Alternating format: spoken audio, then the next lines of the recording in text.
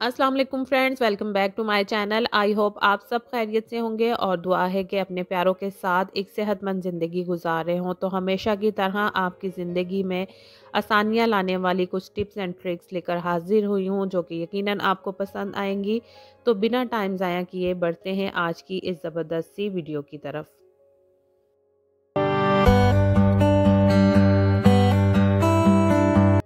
Home diaries with Fatima की tip number 1 की तरफ बढ़ते हैं, जो कि यकीनन आपको पसंद आएगी। हम सभी के घरों में स्पेस का मसला होता है, कपड़ों को हैंग करने का मसला हर जगह ही होता है। चाहे हमारे घर में ढेरों अलमारियां हों, लेकिन फिर भी स्पेस का इशू रहता है। और ख़ास तौर पे उन घरों में जो कि रेंटेड अपार्टमेंट हैं, यहाँ पर जहाँ पर स्पेस का इशू है, तो उनके लिए एक ज़बरदस्त सी टिप आज आपके साथ शेयर करूँगी कि कम जगह पर हम किस तरह से ज़्यादा कपड़े हैंग कर सकते हैं। तो सबसे पहले हमने एक हैंगर लेना है और घर में पड़ी हुई एक बेकार चूड़ी लेकर हमने इस हैंगर के हुक वाली साइड से इस चूड़ी को इसके अंदर इस तरह से फिक्स कर देना है। अब दूसरा हैंगर लेंगे और इस हैंगर के अंदर भी हमने एक चूड़ी को इस तरह से फिक्स कर देना है। दोनों हैंगर्स में हमने चूड़ियों को इस तरह से डाल लेना है। अब दूसरे वाले हैंगर के हुक को हमने पहले वाले हैंगर में जो चूड़ी डाली थी उसके अंदर इस तरह से फिक्स कर देंगे। तो ये दोनों शर्ट्स एक ही जगह पर हैंग हो जाएंगी। इसी तरह से सेम मैंने तीसरा हैंगर लिया है और तीसरे हैंगर में भी मैं उसी तरह से एक चूड़ी को फिक्स कर दूंगी कॉलर वाली साइड से इसके हुक में। अब तीसरे हैंगर को मैं दूसरे वाले हैंगर की चूड़ी में हैंग कर दूंगी। इसी प्रोसेस को हम दोहराते जाएंगे और एक शर्ट की जगह पर हम अपने ढेर सारे कपड़े हैंग कर लेंगे। तो इस तरह से आप कम से कम स्पेस में ज़्यादा कपड़े अपने अरेंज करके रख सकते हैं। अब चौथे वाले हैंगर में भी मैंने चूड़ी को फिक्स कर दिया है और चौथे वाले हैंगर को मैं तीसरे वाले हैंगर की चूड़ी में हैंग कर रही हूँ। तो आपने देखा कि कितने आसानी से हमने एक ही जगह को इस्तेमाल किया और अपने कितने सारे कपड़ों को अरेंज करके रख लिया। अब मुझे मज़ीद कपड़े हैंग नहीं करने, तो मैं चौथे वाले हैंगर से अपनी चूड़ी निकाल लूँगी और बस मैंने तीसरे वाले हैंगर में इसे फिक्स कर दिया है। तो आई होप मेरा ये ज़बरदस्त सा आइडिया आपको पसंद आया होगा। अगर आप किराए के घर में रहते हैं, रेंटेड अपार्टमेंट में रहते हैं, तो ये ज़बरदस्त सी टिप आपके लिए है। इस तरह से आप कम से कम स्पेस में अपने ज़्यादा से ज़्यादा कपड़ों को हैंग करके रख सकते हैं घर में मौजूद बेकार पड़ी हुई चूड़ियों से। इसे ज़रूर ट्राई कीजिएगा। इसी तरह बढ़ते हैं अब हम अपनी टिप नंबर 2 की तरफ। ये प्रॉब्लम तो आपने भी फेस किया होगा कि जब हम टेलर से नए सिले हुए कपड़े लाते हैं, स्पेशली जेंट्स के कपड़े, तो उनके काज काफ़ी सख्त किस्म के होते हैं। काफ़ी मुश्किल से उनके अंदर से बटन निकलते हैं, जिसकी वजह से हमें काफ़ी प्रॉब्लम होती है और काफ़ी मुश्किल का सामना करना पड़ता है। तो इसके लिए एक बड़ी ही ज़बरदस्त सी ट्रिक आपके साथ शेयर करूँगी, जिससे हम अपनी इस मुश्किल को आसान कर सकते हैं। तो हमें चाहिए होगी एक सेफ्टी पिन। हम काज वाली साइड से सेफ्टी पिन बटन के अंदर इस तरह से डालेंगे और आराम से इजीली बटन को काज में से निकाल लेंगे। तो ये बहुत ही आसान तरीका है। इसके साथ आप अपने सारे बटन्स को इजीली काज में से निकाल सकते हैं। सेम इसी तरह से कफ वाले जो बटन होते हैं वो भी काफ़ी मुश्किल होता है उनको काज में से निकालना। तो वहाँ से भी हम काज में अपनी सेफ्टी पिन को इस तरह से डालते हुए बटन को सेफ्टी पिन के अंदर फिक्स करते हुए काज में से निकाल लेंगे। तो इस तरीके से आप अपने बटनों को इजीली बंद कर सकते हैं और आई होप आपको ये टिप पसंद आएगी। तो बढ़ते हैं अब अपनी टिप नंबर 3 की तरफ।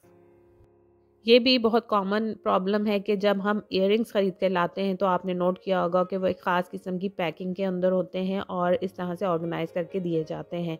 लेकिन हम इन्हें प्रॉपर जगह पर नहीं रखते, जिसकी वजह से ये मिसप्लेस हो जाते हैं, जिसकी वजह से हमारे जो इयररिंग्स की जोड़ी है वो इधर-उधर मिसप्लेस हो जाती है। कभी एक इयररिंग्स मिलता है तो दूसरा मिसप्लेस हुआ होता है। तो इसके लिए एक बड़ा ज़बरदस्त सा आइडिया मैं आपके साथ शेयर करूँगी कि घर में मौजूद इस तरह से बेकार बटनों को इस्तेमाल करते हुए हम इन्हें एक जगह ऑर्गेनाइज़ करेंगे। आपके घर में जब भी कोई शर्ट ख़राब हो जाए, कोई पैंट ख़राब हो जाए, तो आप उनके बटनों को उतार लिया करें और सेव कर लिया करें। ये किसी ना किसी पर्पस में काम आ जाते हैं। तो अब इनके होल्स में से मैं इस तरह से दोनों इयररिंग्स इनके अंदर फिक्स कर दूँगी। तो मेरे इयररिंग्स की ये जोड़ी एक जगह ही पड़ी रहेगी और मुझे इनको ढूँढने के लिए किसी किस्म की परेशानी का सामना नहीं करना पड़ेगा। सेम इसी तरह से कुछ इयररिंग्स के इस तरह से हुक्स होते हैं, उन्हें भी हम इसी तरह से बेकार पड़े हुए बटनों में इस तरह से अरेंज करके रख लेंगे तो हमारे दोनों इयररिंग्स एक जगह ही सेफ रहेंगे और हमें इन्हें ढूंढना नहीं पड़ेगा। तो ये छोटी सी टिप है लेकिन आपकी यकीनन बहुत काम आएगी। तो बढ़ते हैं अब हम अपनी टिप नंबर 4 की तरफ। हम सभी के घरों में ब्रेड रेगुलर आ रही होती है और आप में से किस किस के घर में इसमें मौजूद ये लास्ट पीसेस जो हैं वो छोड़ दिए जाते हैं। हम इन्हें बिल्कुल भी इस्तेमाल नहीं करते, कोई भी इन्हें खाने को तैयार नहीं होता, जिसके बाद हम इन्हें टुकड़ों वाली बास्केट में डाल देते हैं और इन्हें बेकार कर देते हैं। लेकिन मैं क्या करती हूँ कि इनको कर लेती हूँ फ्रीज़। जब 3 से 4 ब्रेड्स के स्लाइसेस जमा हो जाते हैं तो फिर मैं इनसे ज़बरदस्त से ब्रेड क्रम्स तैयार करती हूँ। तो इस तरह से मैं इन लास्ट पीसेस को निकाल लेती हूँ और फिर इनके इस तरह से छोटे-छोटे पीसेस पहले कर लेती हूँ। जितने ज़्यादा आसानी से आप छोटे पीसेस कर सकते हैं उतने आपने कर लेने हैं। इसके बाद मैं इसे ले जाऊँगी चॉपर में और चॉपर में डालने के बाद मैं इन्हें अच्छी तरह से चॉप कर लूँगी। तो आप जितना फ़ाइन इनको चॉप कर सकते हैं उतना फ़ाइन आपने इनको चॉप कर लेना है। तो 5 मिनट तक मैंने इसे मुसलसल चलाया था और अच्छे से क्रम्स तैयार हो गए हैं ज़बरदस्त से। अब मैंने इन्हें फ्राइंग पैन में डाल दिया है और मीडियम फ्लेम पर मैं इसे रोस्ट कर लूँगी और मुसलसल साथ-साथ मैं स्पैचुला को चलाती जाऊँगी। 4 से 5 मिनट तक हमने इन्हें मीडियम फ्लेम पर रोस्ट करना है और इस चीज़ का ख़्याल रखना है कि इसके अंदर जो मॉइस्चर होता है हमने उसको ख़त्म करना है। ब्रेड के अंदर हल्की सी नमी होती है तो उस नमी को हमने ख़त्म करना है ताकि हम इसे लंबे अरसे तक स्टोर करके रख सकें।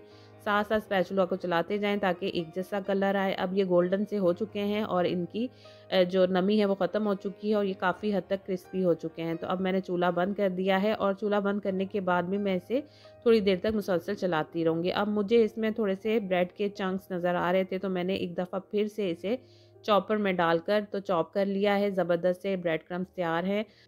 जब ये ठंडे हो जाएँ तो हम इन्हें किसी भी एयर टाइट कंटेनर में डालकर स्टोर कर लेंगे। तो देखा किस तरह से हमने बेकार घर में मौजूद ब्रेड से, जिन्हें हम बेकार समझते हैं, तो ज़बरदस्त से होममेड ब्रेड क्रम्स तैयार कर लिए। तो इस तरह से आप इन्हें एयर टाइट कंटेनर में रखें। बस ये गीला नहीं होना चाहिए, इसके अंदर नमी नहीं होनी चाहिए।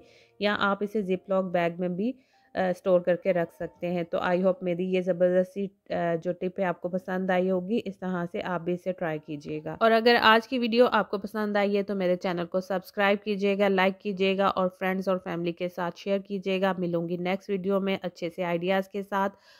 दुआ में याद रखिएगा अपना और अपने प्यारों का ख्याल रखिएगा। तब तक के लिए अल्लाह हाफिज़।